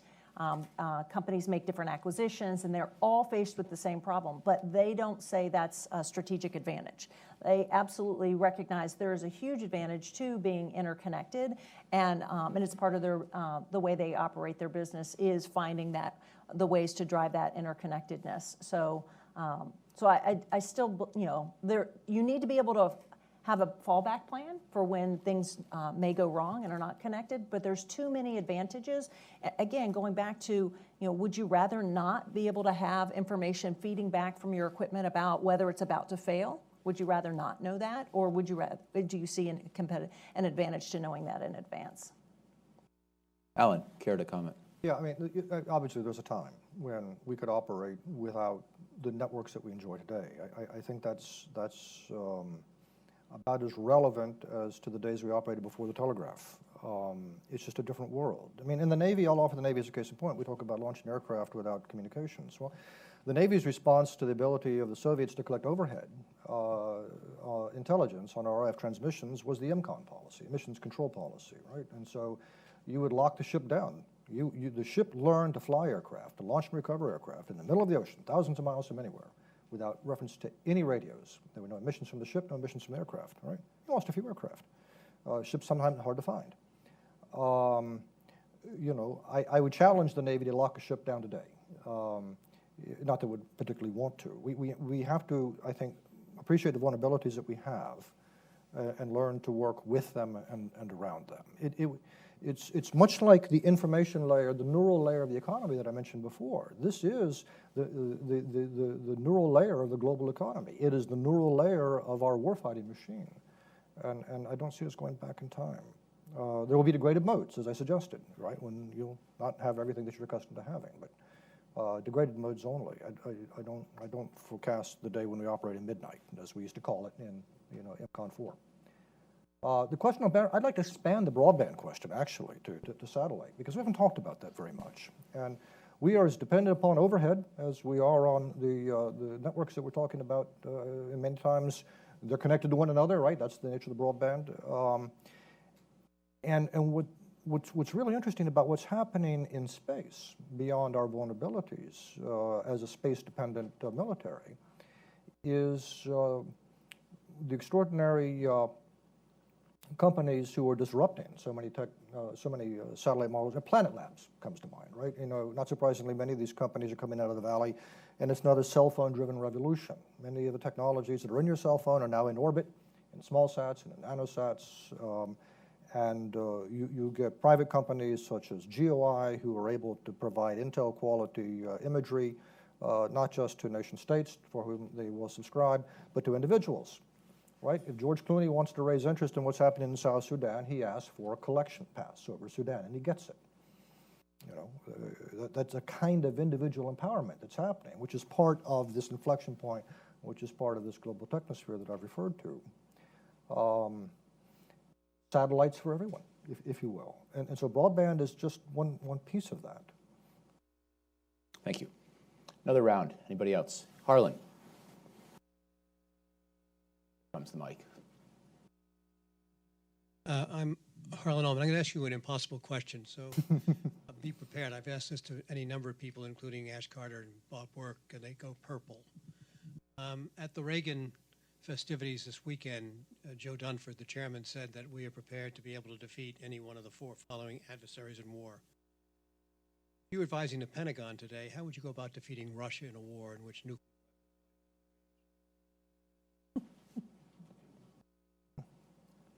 Well, yeah, I think, not to dodge a question, right, but it begins with, what do you mean by defeat? I mean, we have this mentality that seems lost in 1945, where the way these things end is you take the opponent's capital, Berlin, Tokyo, Baghdad, dare I say, you raise your flag and you look around and you wait for a liberal Western democracy to emerge. And then we're flabbergasted when it doesn't happen, because it happened in 1945, at least twice. I don't think we know, and I would submit that that was an aberration from which we've drawn far too many lessons. And if you look at all of the intervening history, I'd look at every conflict to which we've been a party and ask, what did it mean to defeat the opponent? You know, if the question is rather, what does it take to prevent the Soviets from employing, or listen to me, I'm a product of my past, I'm sorry, the Russians from employing nuclear weapons, I mean, that's a different question, right? That's a matter of deterrence. And two, what is their calculus, right? What does it mean, what does victory mean to the Russian government? So again, not to dodge the question really, but I think we have to ask ourselves, how does this end, right? I think very simply the Russians.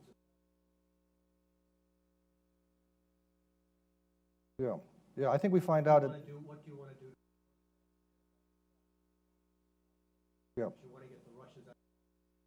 Well, so I'll give you one which has actually come from former Prime Minister Medvedev, right? He said the next target is Transnistria. At which point most Americans look up from their breakfast cereal and say, what? Transnistria? I don't think I care. Which is exactly why Transnistria is the next on the list. It's not the Baltics per se, right? You know, that's a tough one. That's a very tough one. I'm not going to turn purple, but that's a tough one. How important is that? You know, you're seeing test of will in Syria, which is arguably much more important than a Transnistria might be. You know, and I think that we're seeing a segue into a mode of thought in this country that says, you know, I used to be very interested in defining the world order as a matter of principle. I think I'm going to have a rethink. Kelly, care to comment? Well, this is out of my area of expertise, and I'm thinking about all the shows that I watch about people infiltrating the organization, and I really hope there's somebody in there that will prevent that from happening. But if I could revisit, I'm sorry, you know, the other thing that's quite interesting, you know, we talk a lot about future of war, and that's one of the things that I do at the company. Sometimes you don't have to write a novel, right? Sometimes you just read the papers and watch it happen. And whether we call it hybrid war, nonlinear war, I am absolutely fascinated at the evolution of ISIS and the operations that we've seen in Crimea and Ukraine. And I suspect that the answer to the question lies more in how do you contend with that, right, than it does in a more conventional question of how do we avoid the escalation into nuclear warfare. I'm going to take a crack at this too, if you don't mind, Harlan, and I'll also invite you to comment yourself on your own question once we're done. So I'm going to mention a couple of different countries and different scenarios.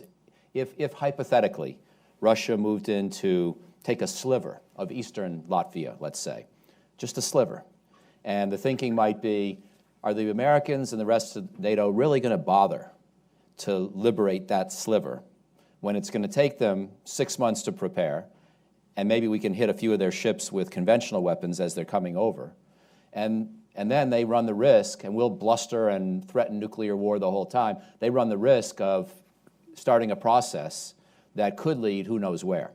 And we all know from Thomas Schelling and, you know, the threat that leaves something to chance, if the Russians present us with a fait accompli, even though they started the war, we have to sort of think hard about whether to start the counterattack or somehow live with this aggression, which is part of why I think it's actually a serious thing to worry about, because you know, Russia probably wonders if a lot of NATO countries would have the gumption to respond. And I'm not sure I would recommend it for us. In that scenario I just mentioned, I think that perhaps putting a substantial forward defense in central Latvia, Lithuania, Estonia, Poland, or along, you know, in other words, not liberating, but accepting that initial Russian attack, but then gearing up for another Cold War with a full range of economic sanctions and choosing not to retaliate militarily, but to make our forward defense quite robust, might be the smarter answer. And maybe we're on the way to doing that with the European Reassurance Initiative, where we're going to have people in place, and it's going to be harder to attack the Baltics, and therefore the Transnistria scenario is more credible. as you were saying, Alan. So that's how I would think about some of the scenarios. You could imagine others that are much more egregious, where I think we would have to respond in a symmetrical military way in Europe. But just two others very quickly, and then I like the third offset, as I said earlier, but one thing I do worry about is if we think we can preserve the level or restore the level of invulnerability that we had in the Western Pacific in the years before China was a high-technology military, I think we're deluding ourselves. There's just never going to be a return to that day. Yeah. And I hope the third offset doesn't make people think otherwise, because some of the language that's employed to describe it is about preserving or restoring our conventional superiority.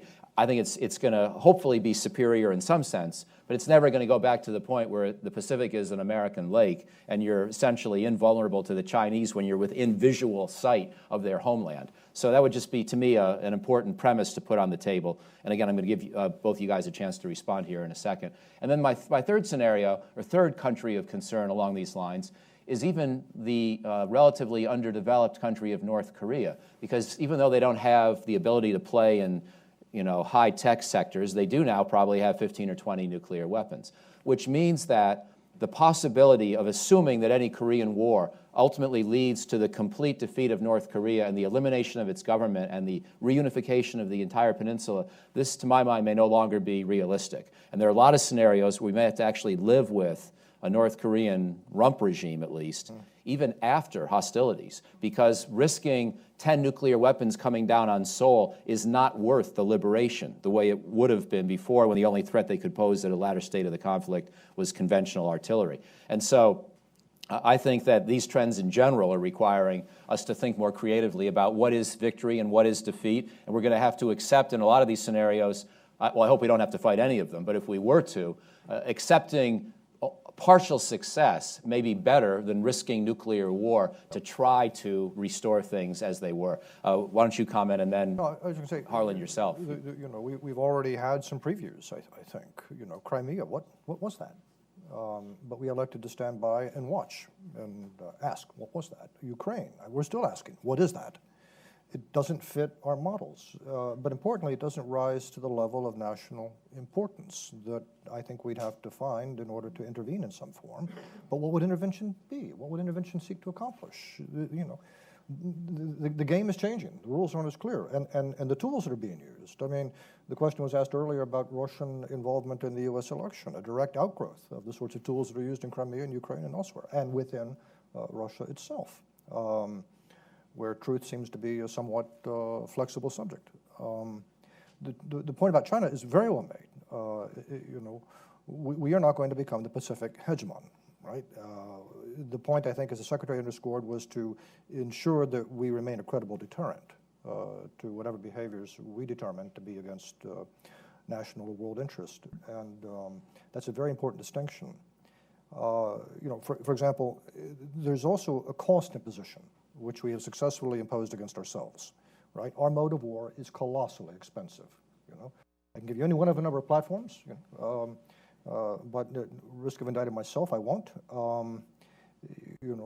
If you add up the top, I think it's 11 now, defense programs in acquisition land, you still don't get F-35. Something's not quite right when you run programs that are that distorting. And then you look at the capabilities, much debated, I won't do it here, of the F-35. And full disclosure, we make about 30% of that airplane. It's a colossally expensive mode of war that we've elected to pursue. The Pacific doesn't entertain that, right? That situation will not allow us to go forward as we have, no matter what the next administration would like to do in terms of force structure, right? There has to be a different way of fighting, right? That isn't as kinetically intensive, that isn't as platform intensive, or certainly platform intensive to the extent that we build submarines where we can only afford 3 or 4, right? Or destroyers such as Zumwalt, where we can only afford 3 or 4, right? It just doesn't work that way anymore. So there have to be alternatives, and this gets us back to the technology, no apologies, as well as the organizational constructs for reversing the cost imposition and imposing it upon the opponent rather than ourselves. Yeah. Thank you. Harlan, do you want to comment? And then we'll go to a final round of questions before we all wrap up. Yeah, is this working? I hear you. Others? I'll be exceedingly brief and speak in shorthand.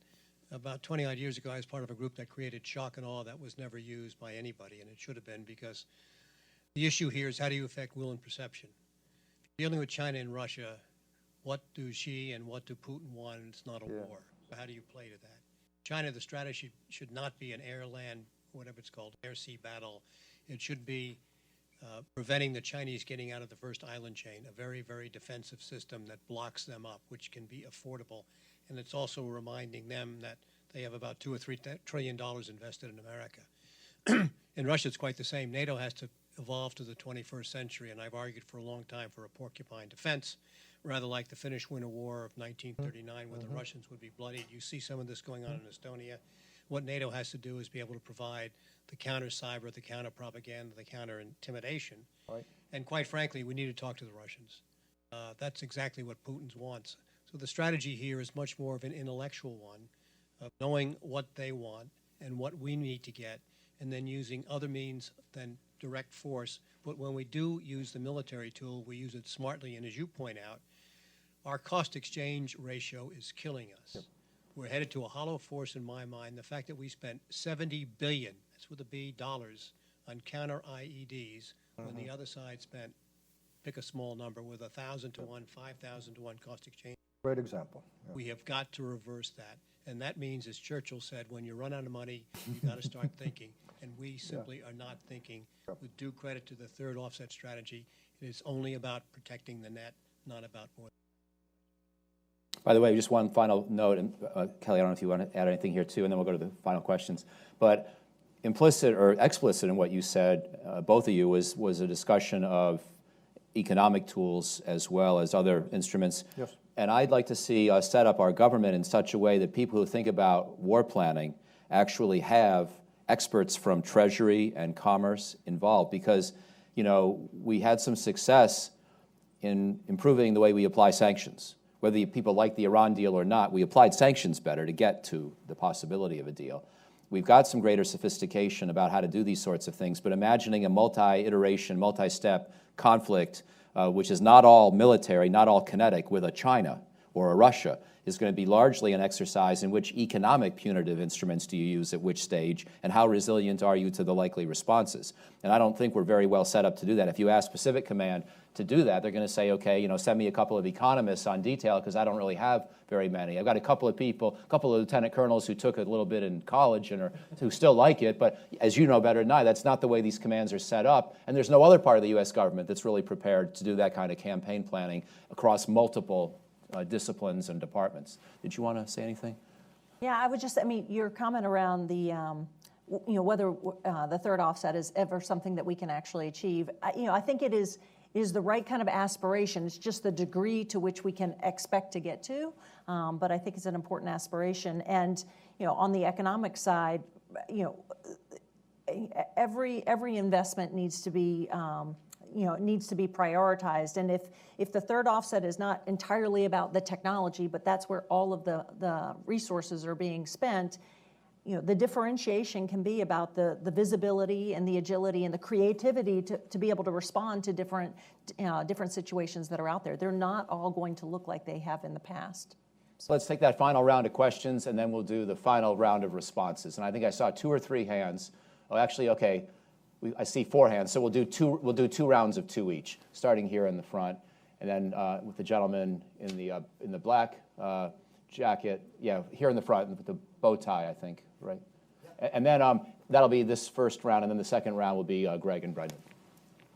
One of the reasons why the Soviet Union could 70 years without being very, very innovative was that they were innovative in the field of spying. So they were getting your secrets on the cheap, inclusive the Manhattan Project. And today we can see that China is doing a similar way of thinking, because it seems that their liberation the last 20 years have had some similarities with a new economic policy from Russia in the 30s, where they got a lot of American technology. Last 3 years with a new dictator, it seems that China is closing down their way of exchanging information. make it more difficult for U.S. to understand what really is going on in China. And I want to have a comment because they are following the teaching of Ivan Bloch, The Future of War, which is not much read in the West. Thank you. And then the gentleman back in the red tie, and we'll have responses.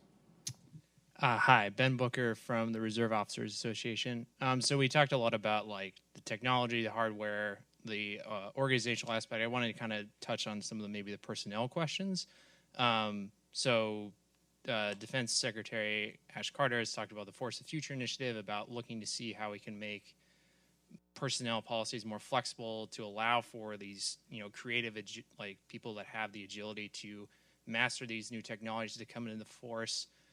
Public-private partnerships were mentioned as well. So just coming from my perspective as someone who works with Reserve and National Guard forces, do you see a role for the Reserve and National Guards in helping link these public-private partnerships and allowing for this greater flexibility, agility to master this technology? Like you said, it's coming more from the commercial space where maybe reservists and National Guard members have exposure to, as opposed to an active duty personnel member. You want to take that latter one? And then... Yeah, sure. So I think the talent implications of where we're at right now are fascinating. We were talking about that before because we're in short supply of great talent, and so how do we attract the great talent that has the interest and level of expertise on the technology side and the innovation that have the desire to serve, right? And so I think the reserves would be a great intersection there. I hadn't thought about that before, but I think that's really important. We've got to get more of our talent up to speed, focus a lot more on the STEM side than we ever have before in order to grow that talent, but also at the same time attract some of the best talent that are going into other industries right now. Alan? Yeah, I mean, it's a great question. And I'll stick with the talent end of it for a moment. To elaborate on the earlier discussion that Kelly and I were having, there's a global technosphere, as I alluded earlier, which is being fueled by human capital on a global scale, right? I love the Bill Gates observation that if you're going to be 1 in a million in China, there are 100,000 just like you, right? That's the implication of the technosphere, right? We like to think at Northrop Grumman that we're this very attractive employer, we are, to whom this sort of talent would like to come work.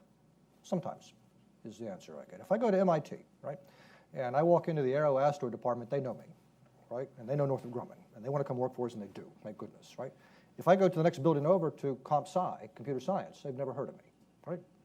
Now, the U.S. Army walks in and says, I'm hiring. They go, what?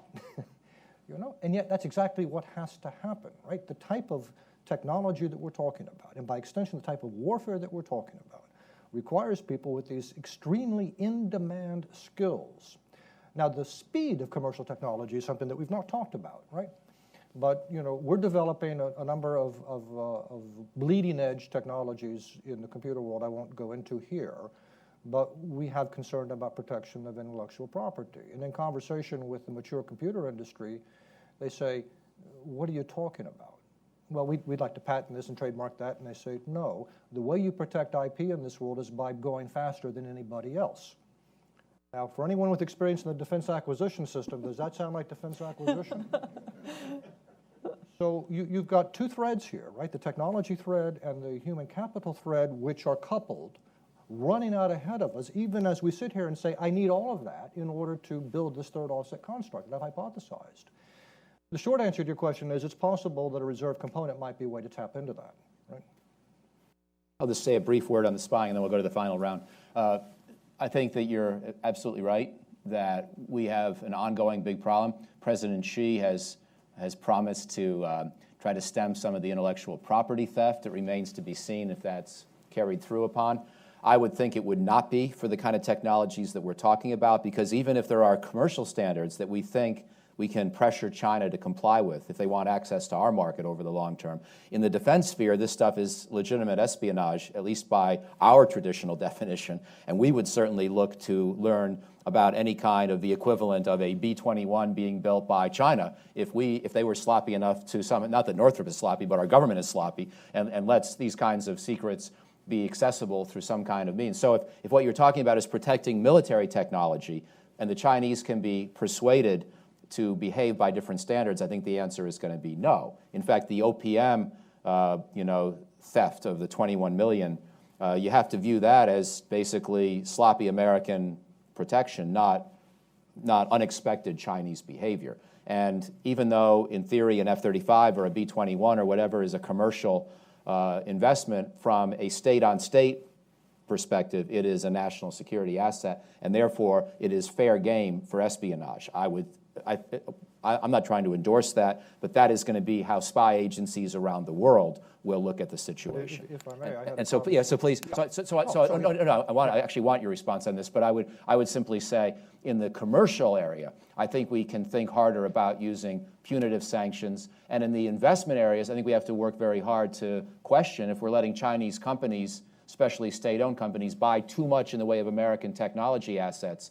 But in the classic espionage realm, I think we're going to have to view this as natural state behavior and just get better at protecting key secrets. No, I completely agree. I was only going to add that I had the honor of having the same discussion with General Michael Hayden earlier this summer. And he said essentially the same thing. These are legitimate targets. This is legitimate statecraft. And in terms of the OPM breach, he said, if I could have done it to the Chinese, I would have. Interesting. Yeah. So let's say we have two last questions from my two friends here in the middle, and then we'll wrap up.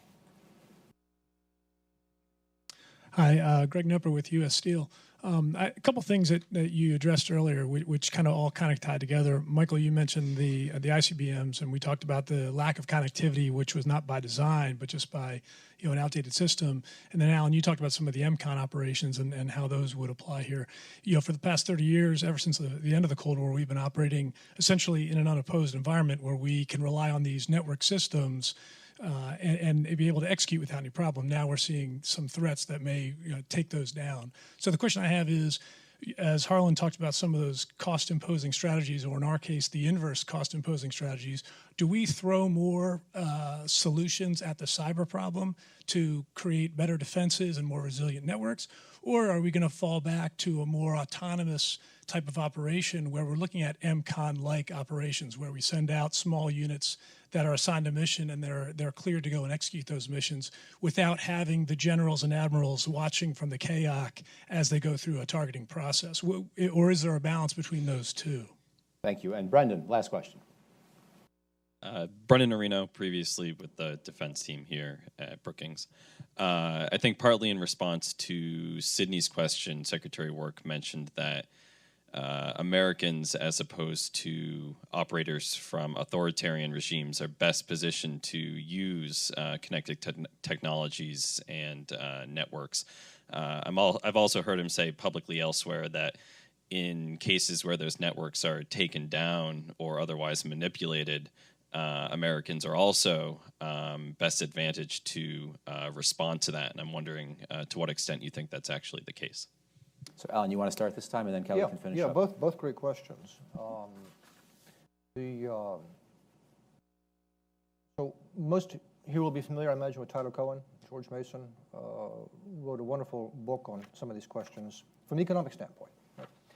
And he writes about what I've heard Secretary Work called centaurs. He doesn't use that term, right? But it's the human-machine teaming that we're getting to. And the observation has been made that, after Kasparov finally fell to the computer, a new form of chess evolved called hybrid chess, in which human and machine teams, and this is usually 2 or 3 people working with a chess computer or algorithm, compete against another team of 2 or 3 humans and the computer. And the humans are maintaining the strategic perspective, the big picture on the board. And the machine is running through the millions of moves or combinatorial scenarios that might come out of the strategy. And what's interesting about this is the hybrid team will defeat any computer made, right? And of course, any human. And it's a wonderful way of illustrating the synergies between the AI that we have in mind and the humans, I think in a simplistic way, right? But also highlighting the inherent superiority of the cultural and societal aspects that we bring to war, right? We tend to be very innovative people, right? Autocratic regimes tend to struggle with that, and I think that the Secretary was hinting at that. They prefer the automatic mode, right?